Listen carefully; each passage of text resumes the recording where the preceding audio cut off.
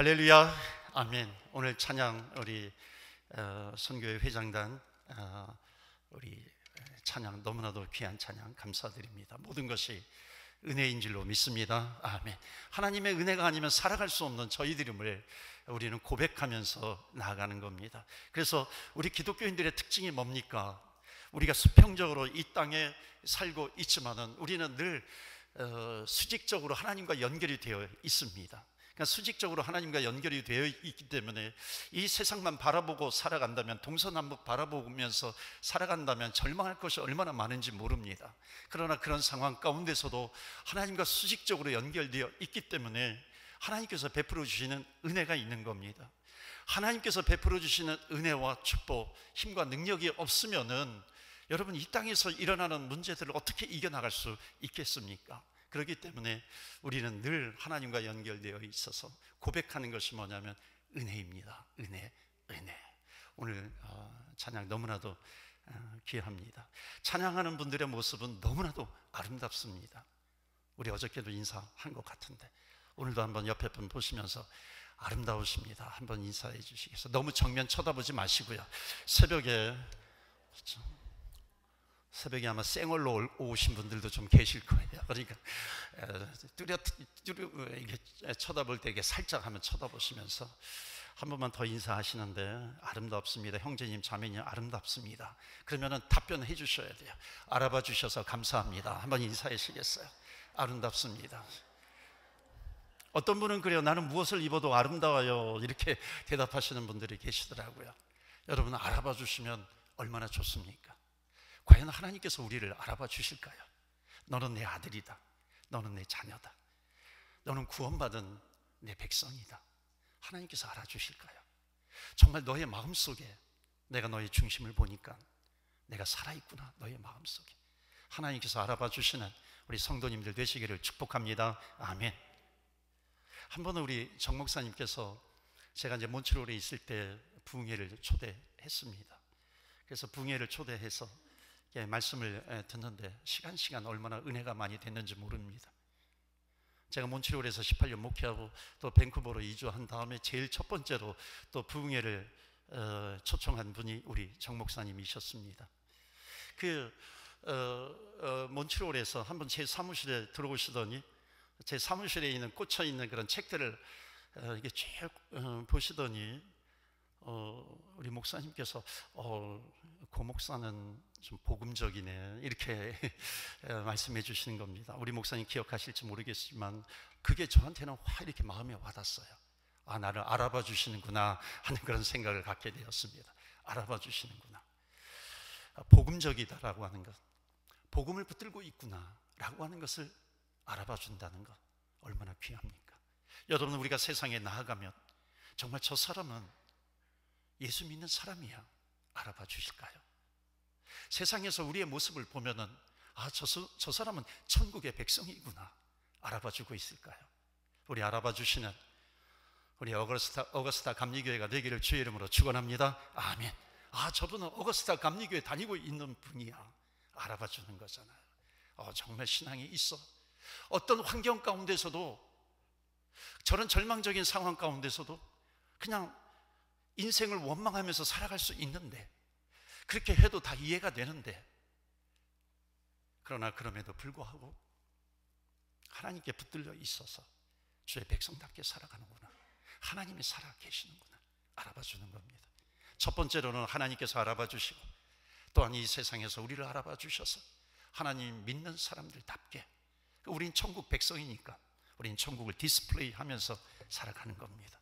천국을 디스플레이 하시는 우리 교회가 되기를 축원합니다. 오늘 말씀은 복음과 기도라고 하는 제목으로 말씀을 전합니다. 어저께는 복음과 은혜입니다. 마지막에 사무엘 선지자가 내가 민족을 위해서 기도하기를 쉬는 죄를 범하지 않겠다 이렇게 고백을 합니다. 왜냐하면 기도가 너무나도 중요하기 때문에 그렇습니다. 여러분, 기도하지 않으면 절대로 주님을 닮아갈 수가 없습니다. 기도하지 않으면 우리의 믿음이 자라날 수가 없습니다. 그러니까 기도라고 하는 것에는 말씀을 붙들고 기도하는 거죠. 그 말씀만 붙들어서는 냉랭해집니다. 그 말씀 없이 기도만 하면은 이상하게 또 흘러갈 수 있습니다. 우리 기독교인들은 말씀을 붙들고 기도하는 겁니다. 그럴 때 그 기도가 살아나게 되는 거죠. 오늘 누가복음 11장 말씀은 굉장히 기도에 있어서 예수님께서 가르쳐 주신 아주 중요한 그 기도의 성경, 기도의 장이 누가복음 11장입니다. 누가복음 11장 우리가 읽은 본문의 말씀은 강청하라라고 하는 기도의 방법에 대해서 말씀해 주고 계시는데, 그 앞에 부분은 기도의 내용이 나옵니다. 그 기도의 내용이 뭐냐면 주님께서 가르쳐 주신 주기도문입니다.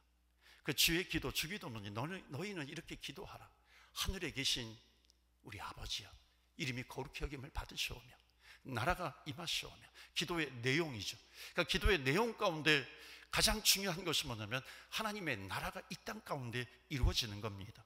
하나님의 나라가 이루어지는 것은 뭐냐면 영혼 구원이죠. 사람들이 예수 믿고 구원받게 되는 것, 하나님의 나라가 확장되는 것, 이것이 예수님께서 가르쳐 주신 기도의 아주 중요한 핵심입니다. 그런데 누가복음 11장의 앞에 보면은 주기도문만 있는 것이 아니라 오늘 두 번째로 오늘 본문과 이어지고 있습니다. 그러니까 오늘 본문은 뭐냐면 기도의 방법입니다. 그냥 주님 앞에 강청하면서 기도하는 거죠. 그래서 이 본문 이후에 나오는 내용이 뭐냐면 구하라, 두드리라, 찾으라 라고 하는, 간절히 주님 앞에 부르짖는 기도하라 라고 하는 기도의 방법이 나옵니다. 그 다음에 그 마지막에 결론처럼 이렇게 얘기를 합니다. 아버지가 악할지라도 자식에게, 악한 아버지도 자식에게 좋은 것을 줄 알거든 하물며 기도하고 부르짖는 자에게 하나님께서 성령을 주시지 않겠는가, 주님께서 말씀하고 있습니다. 이것이 누가복음 11장에 계속해서 연결되고 있는 내용입니다. 기도의 내용이 있어요, 기도의 방법이 있어요, 성령을 주시겠다라고 하는 겁니다. 자, 오늘 본문의 말씀 보면 등장인물이 나와요. 등장인물이 오늘 본문에는 이게 정확하게 드러나지 않는데 본문에 3명의 인물이 나옵니다. 한 명은 누구냐면 굶주린 친구예요. 서로 다 친구의 관계입니다. 3명 다. 그러니까 굶주린 친구가 한밤중에 그 집을 찾아옵니다. 그 한밤중에 찾아온 그 집은 가난한 집 친구예요. 한밤중에 굶주린 친구가 왔는데 먹일 것이 없는 겁니다. 뭐 밥도 없고 쌀도 없고. 그러니까 한밤중에 찾아왔어요. 이 집 주인은, 가난한 집 주인은 먹일 것이 없어요. 그럼 여러분이라면 여러분 어떻게 하시겠습니까? 보통은 그냥 물로 배를 채우고 그냥 잠을 청하게 하는 것, 이렇게만 해도 괜찮은 거잖아요. 상식적인 거잖아요. 그렇게 해도 누가 뭐라고 할 사람이 없습니다. 내가 가진 것이 없으니까. 그런데 이 친구가 어떻게 하냐면, 가난한 집 친구가, 굶주린 친구가 왔는데 그냥 아무것도 먹이지 않고 그냥 재우는 것이 아니라 부잣집 친구 집을 찾아갑니다. 그러니까 부잣집 친구 집을 찾아가지고 한밤중이잖아요. 문을 쾅쾅쾅 두드리는 겁니다. 쾅쾅쾅 두드리면서 뭐라고 얘기하냐면, 친구여, 지금 가난한 이 굶주리고 있는 친구가 찾아왔는데 내가 지금 먹일 것이 없어. 그렇기 때문에 나에게 떡 3덩이만 빌려다오. 낙떡 3덩이만 달라. 이렇게 요청을 합니다. 그때 그 부잣집 친구가 벌컥 버럭하면서 화를 냅니다. 야, 너는 에티켓도 없느냐? 너는 예의도 없냐? 지금 한밤중이고 지금 우리 아이들은 다 잠을 자고 있어. 나 좀 괴롭게 하지 마. 돌아가. 그렇게 이야기합니다. 여러분, 어찌 보면 이렇게 부잣집 친구가 그렇게 대답하는 것도 당연할 수 있죠. 한밤중에 찾아왔어요. 그리고 아이들이 잠을 자고 있어요. 거기에서 어떻게 그 가난한 집 친구가 찾아왔다고 해서 그냥 주지 않고 돌려보낼 수 있는 겁니다. 그 상식이죠. 뭐라고 할 사람이 없습니다.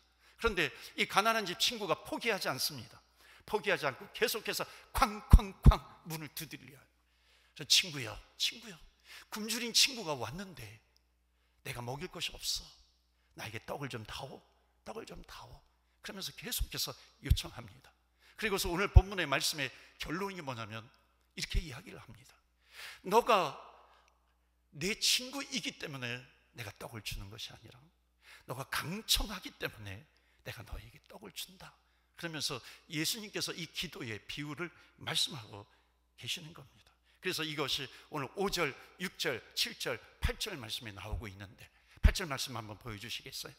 8절 말씀에 보시면은 우리 다 같이 읽겠습니다. 시작. 내가 너희에게 말하노니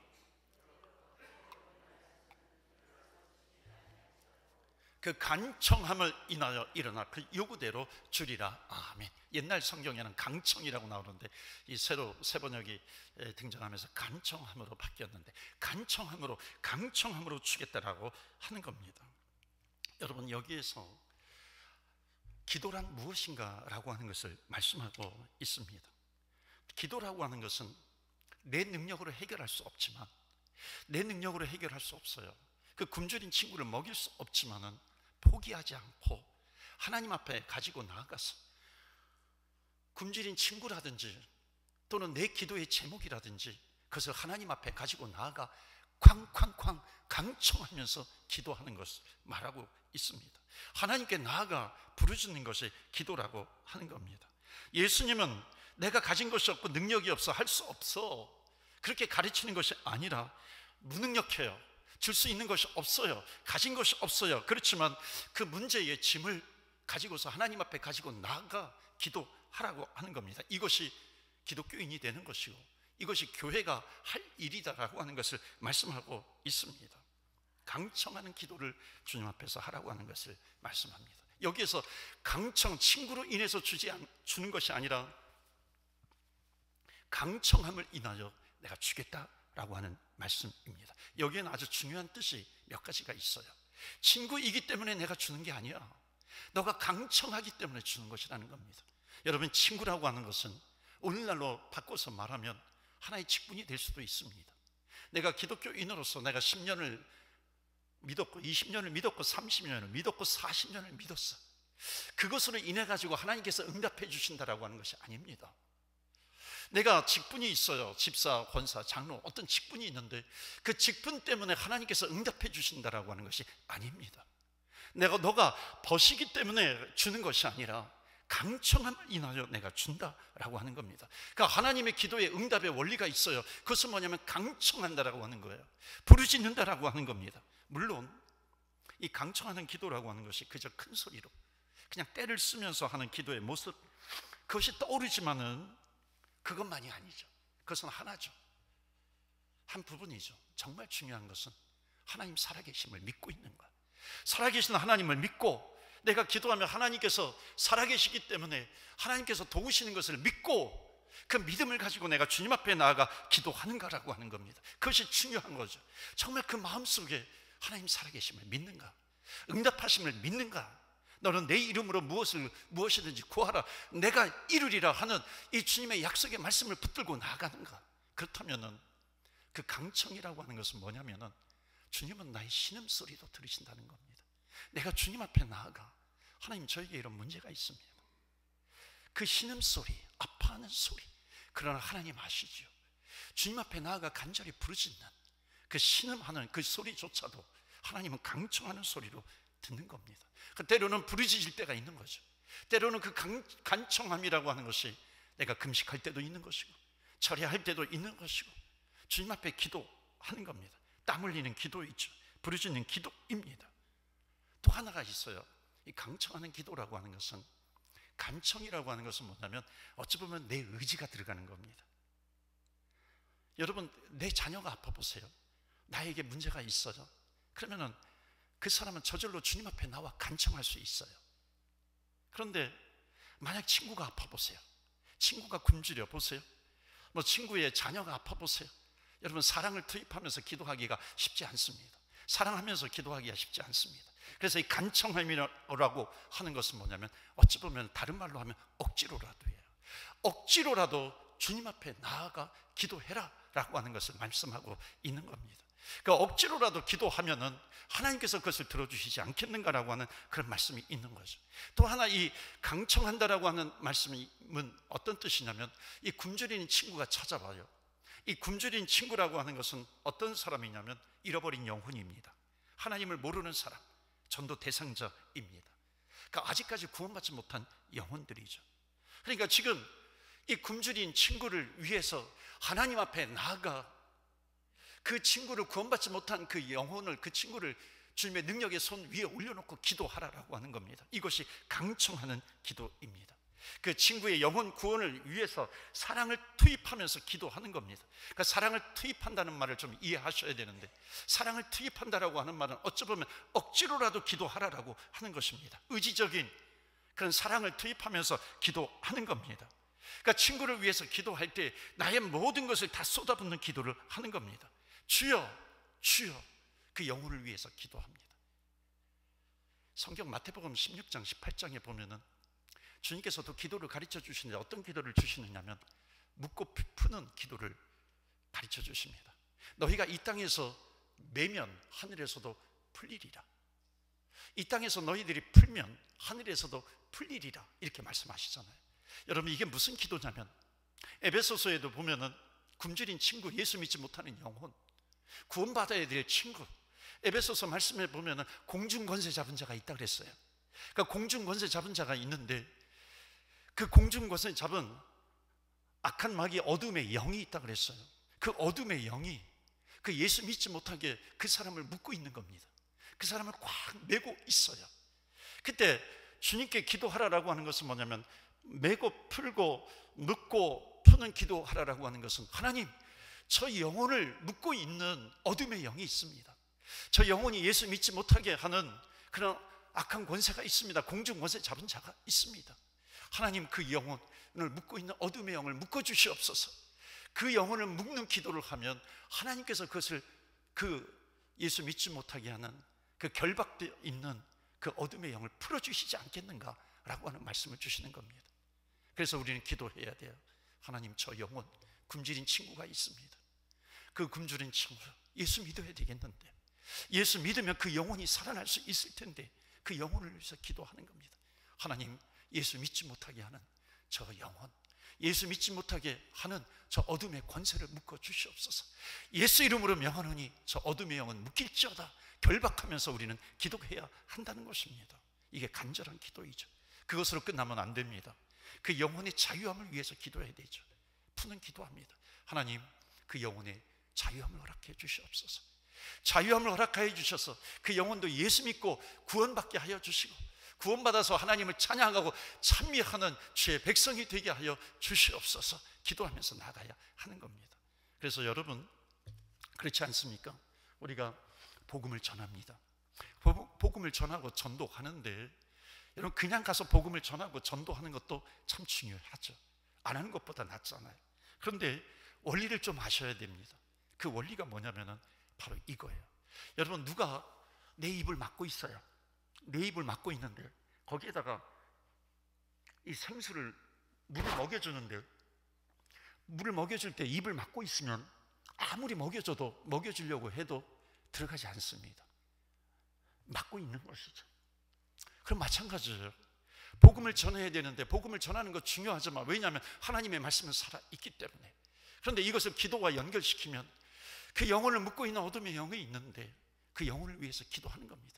하나님, 그를 묶고 있는 어둠의 영을 풀어주시옵소서. 자녀를 위해서도 그렇게 기도할 때가 있는 것이고, 친구를 위해서도, 이웃을 위해서도 그렇게 기도할 수 있는 것입니다. 그렇게 기도할 때 하나님께서 그것을 묶어주신다는 겁니다. 그럴 때 입을 막고 있는 그 어둠의 권세가 풀려지는 거죠. 그 다음에 그 영혼을 푸는 기도를 하면, 가서 복음의 생수를 먹이면 그 영혼이 그 복음을 받아들이게 되는 겁니다. 이것이 간청하는 기도라고 하는 것을 말씀하고 있는 것입니다. 그렇기 때문에 먼저는 그 영혼을 위해서 예수 믿게 해달라고 먼저는 강청하며 기도하는 겁니다. 그러니까 강청하며 기도하는 것은 뭐냐면 사랑을 투입하면서 기도하는 겁니다. 아무리 우리가 친구를 사랑하지 못한다고 해도 그 친구를 위해서 강청하면서 부르짖으면서 기도하기 시작하면 벌써 사랑이 투입되기 시작하는 겁니다. 억지로라도 사랑을 투입하면서 강청하며 기도하는 겁니다. 여러분, 좀 이상하게 들릴지 모르겠지만, 그런데 이제부터 중요합니다. 어마어마한 약속의 말씀이 오늘 본문 뒤에 이어서 나옵니다. 그것이 뭐냐면 11절, 12절, 13절 말씀입니다. 너희 중에 아버지 된 자로서 누가 아들이 생선을 달라고 하는데 그 생선 대신에 뱀을 주며 알을 달라고 하는데 전갈을 주겠는가?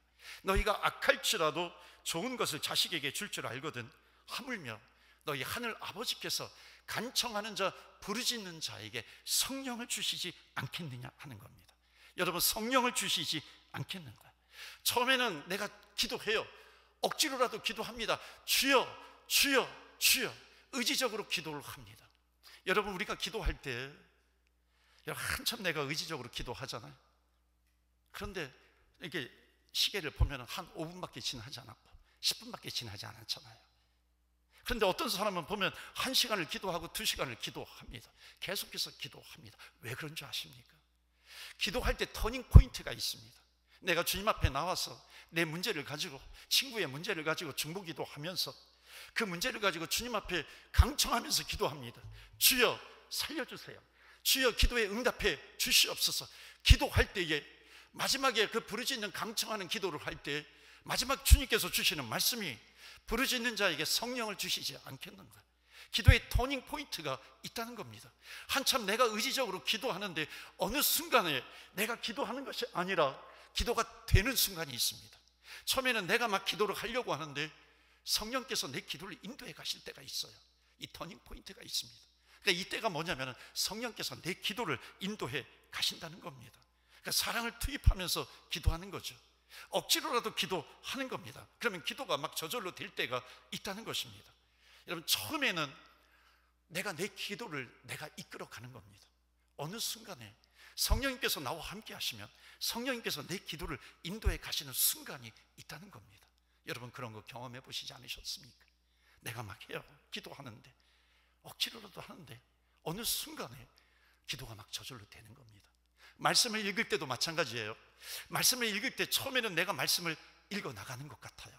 그런데 어느 순간에 내가 말씀을 읽는데 말씀이 나를 읽어버립니다. 그러니까 말씀이 나를 읽으면 그때 눈물이 나죠. 통곡이 나죠. 회개가 되기 시작하는 겁니다.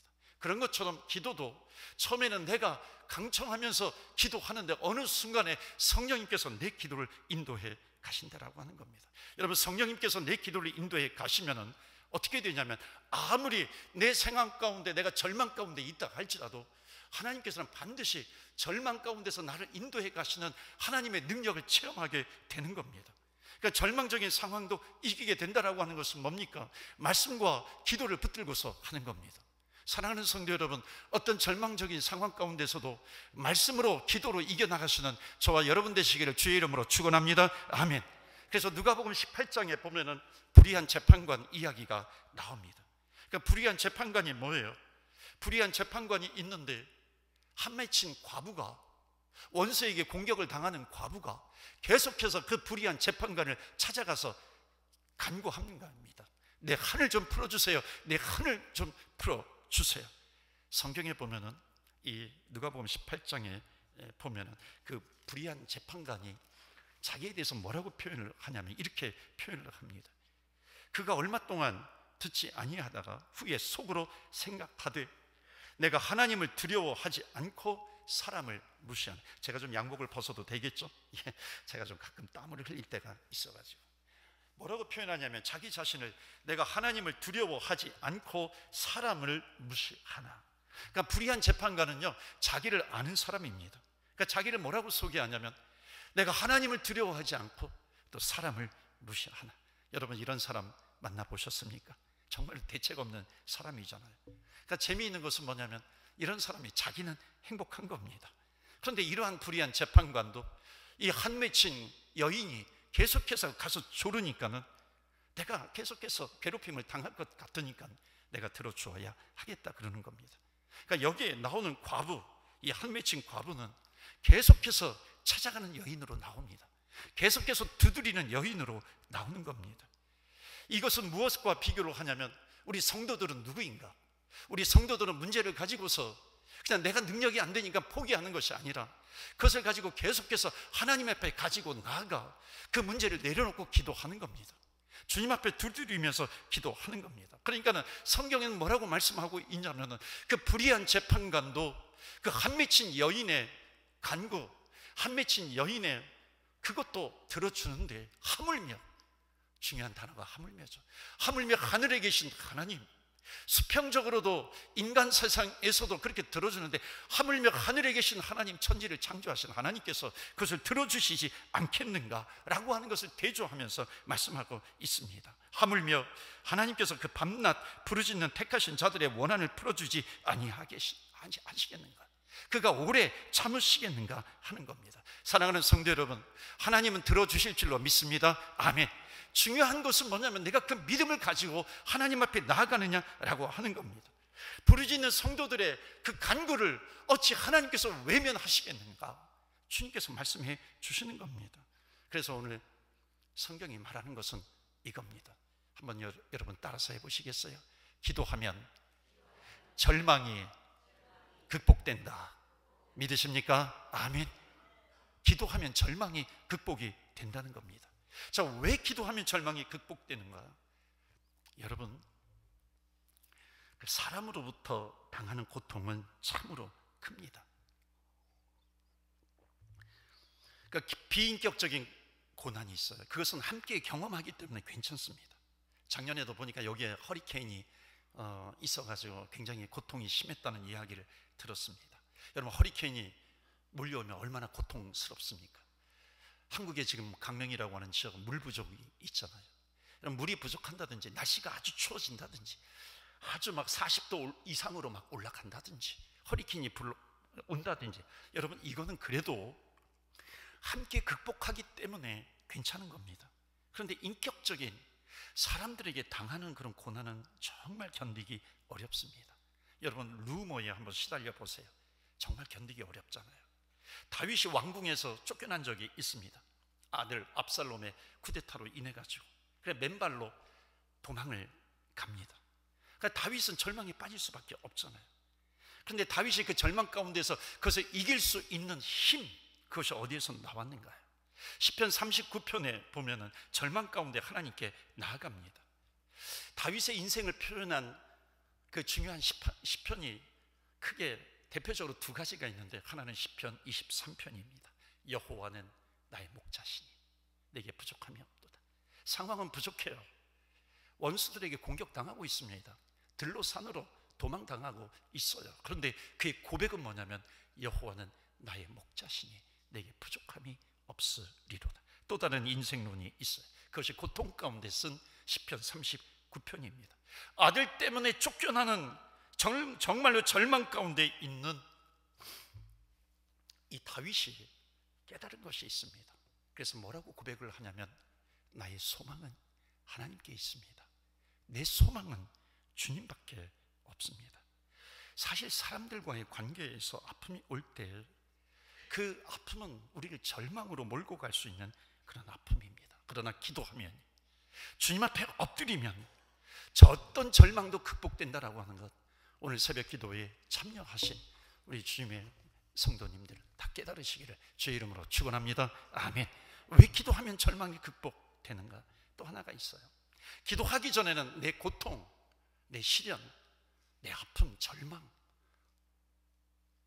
이런 것은 내 눈으로 보는 겁니다. 내 문제예요. 내가 해결해야 될 문제입니다. 그런데 내가 기도하기 시작하면 내 문제, 내 시련, 내 고통, 이것이 다 하나님의 손에 올려지게 되는 겁니다. 그러니까 기도하기 전에 문제를 처리해야 될 사람은 나 혼자입니다. 그러나 기도하기 시작하면 하나님께서 도와주실 줄로 믿습니다. 기도하기 전에는 내 관점으로 문제를 바라보는 겁니다. 그런데 기도하기 시작하면 하나님의 관점으로 그 문제를 바라보게 되는 것이죠. 기도하기 전에는 내 능력으로 그 문제를 해결할 수밖에 없는데, 기도하기 시작하면 하나님의 능력으로 그 문제가 해결된다라고 한다는 겁니다. 그렇기 때문에 기도하면 절망이 극복될 수밖에 없다는 것입니다. 미국 텍사스에 락월이라고 하는 곳이 있어요.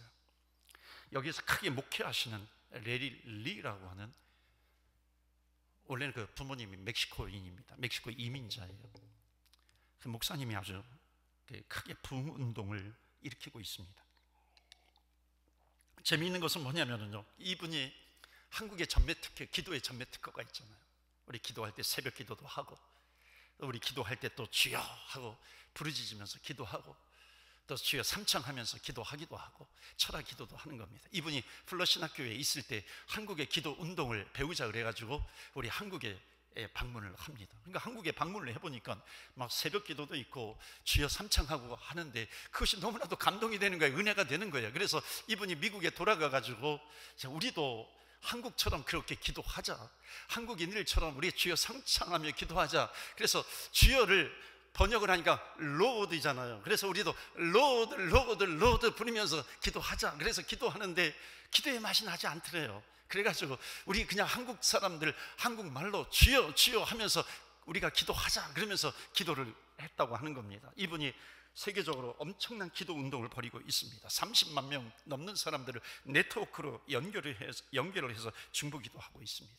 근데 이 사람이 원래는 부모님과 함께 이제 멕시코 이민자로 미국에 왔는데 아버지가 이민에 성공을 했어요.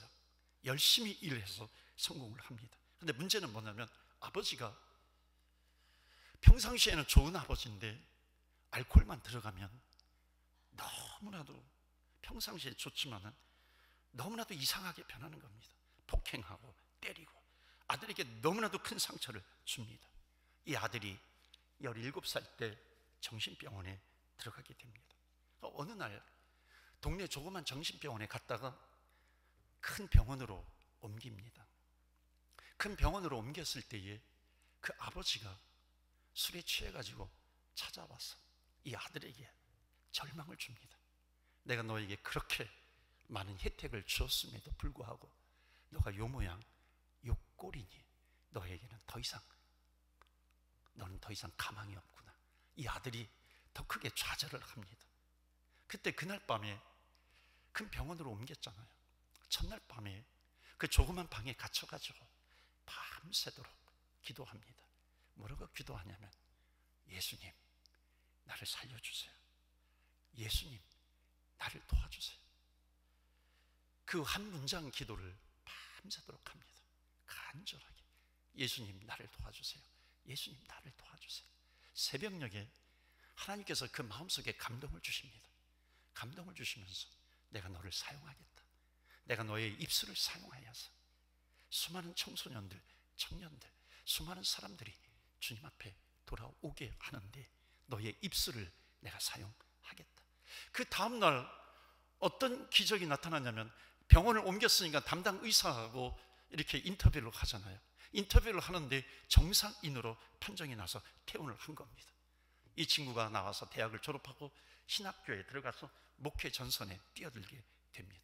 어느 교회 청소년 담당 목사님으로 들어가서 그 해 청소년들이 2만 명, 2년 만에 청소년들이 2만 명으로 성장을 하게 됩니다. 나중에 담임 목사님이 돌아가셨을 때에 그 교회에서 불과 26살밖에 되지 않는 그 레일리에게 담임 목사님을 맡아달라고 부탁을 합니다. 자기가 맡을 것이 아니라고 사양을 하죠. 그분이 캐나다의 토론토에 와가지고 토론토에서 집회를 한 적이 있습니다. 토론토에서 집회를 하면서 하나님께서 또 마음에 감동을 주셔서 텍사스의 락월이라고 하는 곳에 가서 목회를 하게 됩니다. 크게 부흥시키면서 사역을 합니다. 그의 강대상에서 예수님을 나의 구세주와 주님으로 영접한 사람들이 수만 명. 가장 감동적인 순간이 어느 때냐면 자기를 그렇게 괴롭혔던 아버지가 자기가 목회하는 강단에서 예수님을 나의 구세주와 주님으로 영접을 하는 겁니다. 그리고 그 아버지가 병원에서 돌아가실 때에 그 아들이 병상을 지키면서 나를 그렇게 괴롭혔지만 마지막에 예수님을 영접하고 구원받은 아버지, 이제 아버지는 하늘나라로 갑니다. 그와 동시에 영원히 살아계신 하나님 아버지께서 나와 함께 하시는 것을 깨닫게 합니다. 여러분, 기도하고 엎드리면은 나를 도와주는 사람이 정말로 아무도 없다고 할지라도 이 17세 소년이 예수님 나를 도와주세요, 주님 나를 좀 도와주세요, 그 한마디에 살려주시는 주님입니다. 여러분, 그분이 바로 우리의 영원한 아버지이신 줄로 믿습니다. 아멘. 저희 부모님도 저를 위해서 참 많이 도와주셨어요. 그러나 우리를 평생토록 도와주실 것 같은 그 사람도 언젠가는 우리는 헤어지게 됩니다. 이별하게 됩니다. 그러나 영원토록 우리를 도와주시는 하나님 아버지는 내 곁에 항상 계십니다. 그분께 우리가 해야 될 것이 뭐냐면 말씀을 붙들고 주님 앞에 엎드리는 겁니다. 너가 버시기 때문에 내가 주는 것이 아니라 너가 나에게 와서 한밤중이라도 강청하며 두드리면서 기도할 때에 내가 그 강청함으로 인하여 내가 너에게 주겠다 말씀합니다. 더 이상 긴 말씀 드리지 않겠습니다. 오늘 주님 앞에 기도하며 나아갈 때에 우리가 주님 앞에 한번 강청해 보지 않으시겠습니까? 나에게 있는 문제, 내 가정의 문제, 우리 이민사회에는 얼마나 많은 문제가 있습니까? 이 팩트가 있어요. 사실이 있어요. 내가 병원에서 진단받을 때 내 건강이 약해졌어요. 아파요. 심지어 시한부 인생을 살아가요. 경제적으로 어려워요. 이것은 사실이에요. 팩트예요.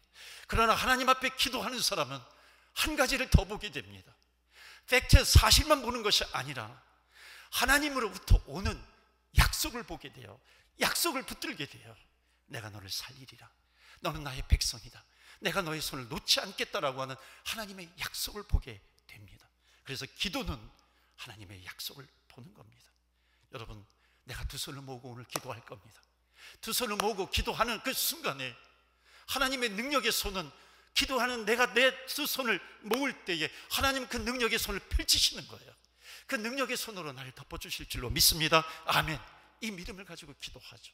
내가 두 눈을 감고 기도해요. 그럴 때에 주님께서 그 불꽃 같은 눈을 번쩍 뜨시는 겁니다. 내가 무릎 꿇고 기도할 때에 주님께서 그 능력의 발을 펴서 우리를 인도해 가시는 겁니다. 오늘도 내일도 주님 앞에 엎드리고 기도함으로 말미암아 살아계시고 역사하시고 도우시는 주님을 체험하며 여러분 이민 생활에서 승리하시는 저와 여러분 되시기를 주의 이름으로 축원합니다. 아멘.